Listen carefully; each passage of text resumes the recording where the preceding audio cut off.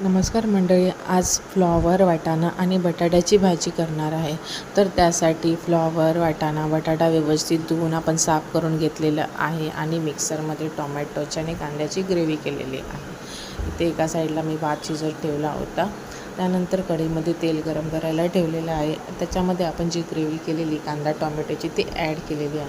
व्यवस्थित ॲड करून तेलामध्ये परतून घेतल्यानंतर आपण त्यात हळद पावडर, तिखट मसाला, गरम मसाला, जिरा पावडर, धना पावडर हे व्यवस्थित ॲड करून घेतलेले आहे आपल्या चवीनुसार आणि मीठ देखील ॲड केले आहे. व्यवस्थित मसाले मिक्स केल्यानंतर भाजीला चव चांगली येते.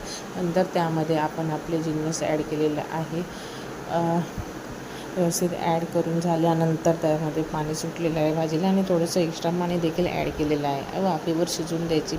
10-15 मिनटामध्ये भाजी व्यवस्थित शिजली जाते आणि तिला चवही चांगली येते. अशीच भाजी करून पहा, तुम्हालाही नक्की आवडेल.